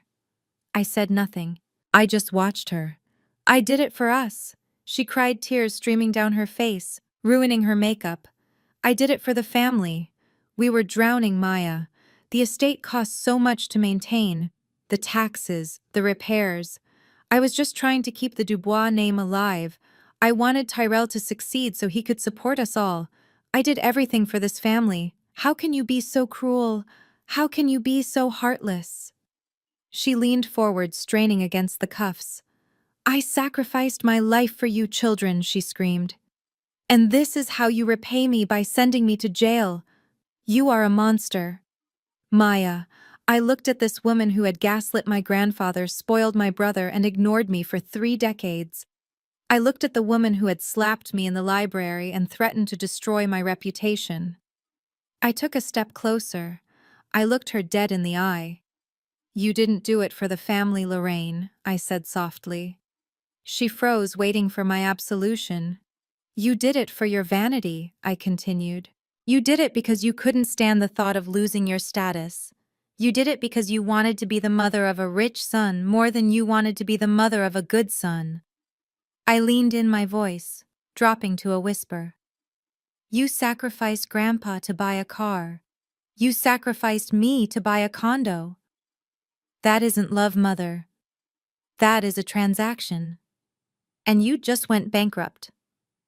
Lorraine stared at me, her mouth opening and closing, but no words came out. The truth hit her harder than any slap. She realized I saw right through her. There was no noble sacrifice. There was just greed and a desperate need to be envied by strangers. The elevator doors opened. The officers nudged her forward. Lorraine looked back at me one last time. Her eyes were empty. The Queen was dead. "Goodbye, Mother," I said. She was shoved into the elevator next to a weeping Tyrell. The doors slid shut, cutting off her sobbing. I stared at the brushed steel doors for a long moment.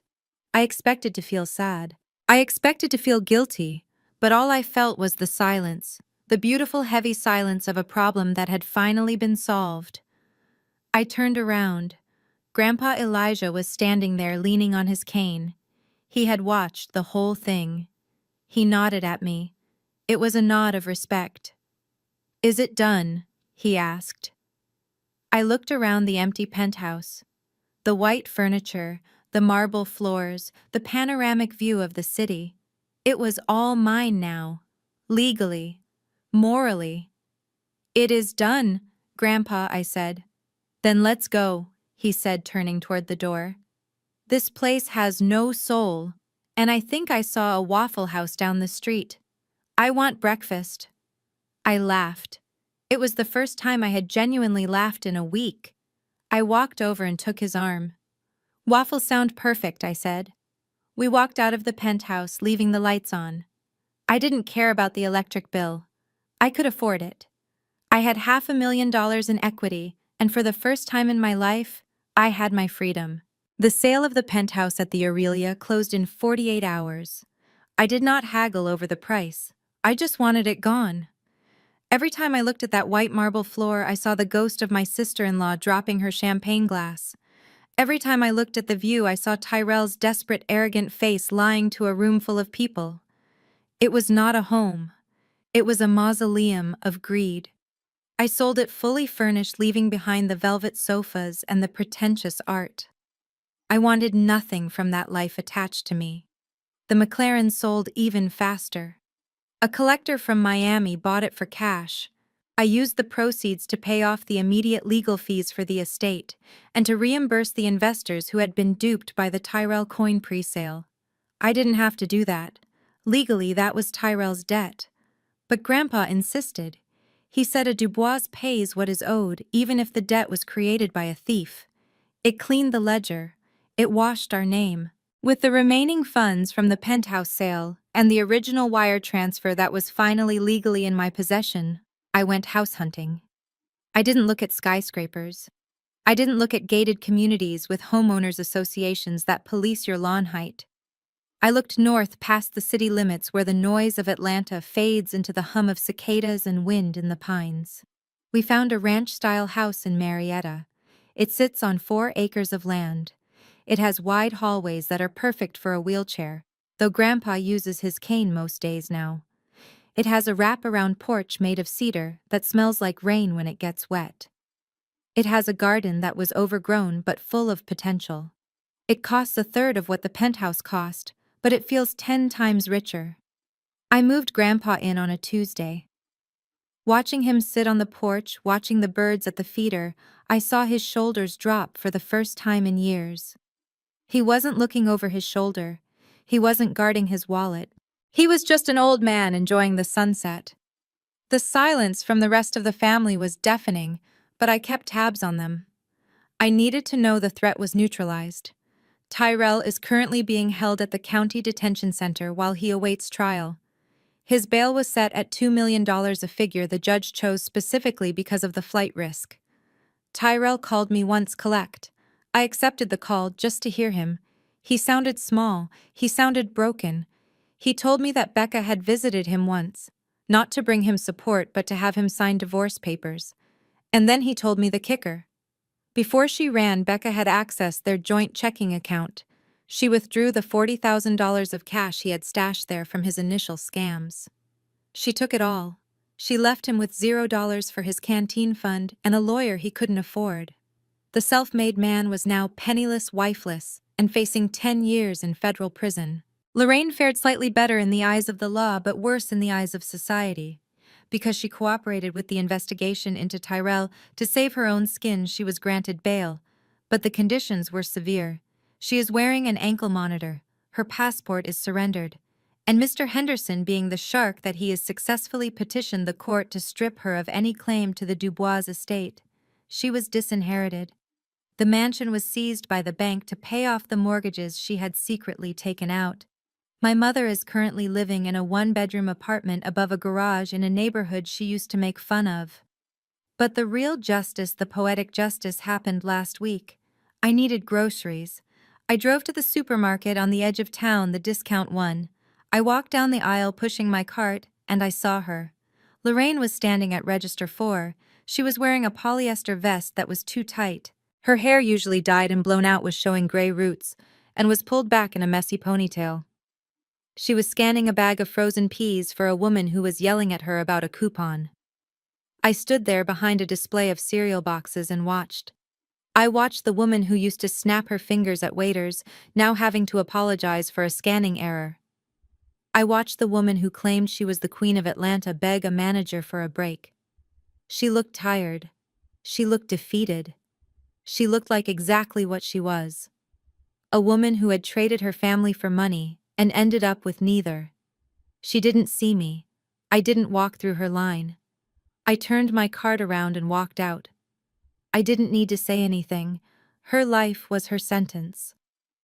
Now 30 days later, the sun is warm on my face. I am sitting on a wooden dock at the edge of the small lake behind our new property. The water is still reflecting the blue sky. Next to me, Grandpa Elijah is baiting a hook. His hands are steady. He is wearing a bucket hat and an old flannel shirt. He casts the line into the water. The bobber lands with a soft plop. Ripples spread out, disturbing the reflection for a moment before the water calms again. "You know, Maya," he says softly, keeping his eyes on the water, "I never liked that penthouse view. Too high up. You can't see the ground." I smile, leaning back on my hands. "I know, Grandpa. It was cold. This is better," he says. "Real dirt, real water, real quiet." We sit there for a long time without speaking. We don't need to talk about Lorraine. We don't need to talk about Tyrell. They are part of a past that feels like a bad dream. We just watch the water. We listen to the wind. For the first time in my life, I don't feel like I have to prove anything. I don't have to be the smart one or the quiet one or the successful one. I am just Maya. And I am home. Grandpa's line tugs.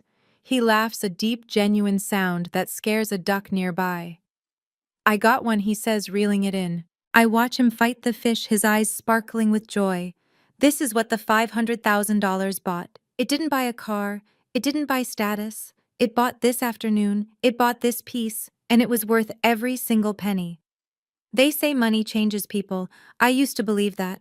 I used to think that wealth was a corrupting force that turned good hearts black. But sitting here on the dock watching the sun dip below the tree line, I realize that is a lie. Money doesn't change people. Money is a magnifying glass. It reveals exactly who you already are. When my mother got access to money, it revealed her insecurity and her greed. When Tyrell got access to money, it revealed his arrogance and his laziness. They didn't become bad people because of the cash. The cash just gave them the fuel to burn brighter in their toxicity. And me. What did the money reveal about me? It revealed that I am a builder. Not of buildings, but of foundations. I didn't keep the rest of the inheritance. After buying the house and securing Grandpa's medical care fund, there was still a significant amount left. I sat down with Mr. Henderson and we drew up the paperwork for a new trust. We called it the Elijah Dubois Future Fund. It is a scholarship program, but it is not for the valedictorians or the star athletes. It is for the invisible kids, the ones who sit in the back of the class, the ones who are practical, quiet, and overlooked, the ones who have big families that drain them dry. It provides full tuition for students pursuing degrees in data science engineering and architecture. But the application has one specific question. What does family mean to you? I read the first batch of essays yesterday. There was one from a girl in Chicago. She wrote that family isn't about blood. She wrote that family are the people who spot you when you are lifting a heavy weight, not the ones who add more weight to the bar to see if you will break. She is getting the first full ride. I learned that lesson the hard way. I paid $257,000 in emotional labor, humiliation, and betrayal to learn it. I lost a mother. I lost a brother. I lost the illusion of the perfect holiday dinner. But I gained the truth. Family is not an obligation. It is a choice. You do not owe anyone your sanity just because you share a last name. You do not owe anyone your financial security just because they failed to secure their own. Respect is the only currency that matters in a relationship. If they can't pay you with respect, you stop doing business with them. I looked over at Grandpa. He had released the fish back into the water. He was wiping his hands on a rag, humming an old hymn. He chose me. When everyone else wrote him off, I chose him. And in the end, we saved each other. My phone buzzed on the wooden dock beside me. I glanced down. It was an unknown number with a Texas area code. I picked it up, expecting a telemarketer. "Hello, is this Maya Dubois?" a shrill voice demanded. It sounded like sandpaper on glass. "Yes," I said calmly. "Who is this?" "This is Karen, Becca's aunt." I almost laughed. Of course, the flying monkeys were arriving. "You listen to me, you witch!" the woman screamed into the phone. "You ruined my niece's life. She is in Miami with nothing. She is traumatized. We are going to sue you for emotional distress. We are going to sue you for defamation. You can't just kick people out on the street. We are coming for you, Maya. Do you hear me?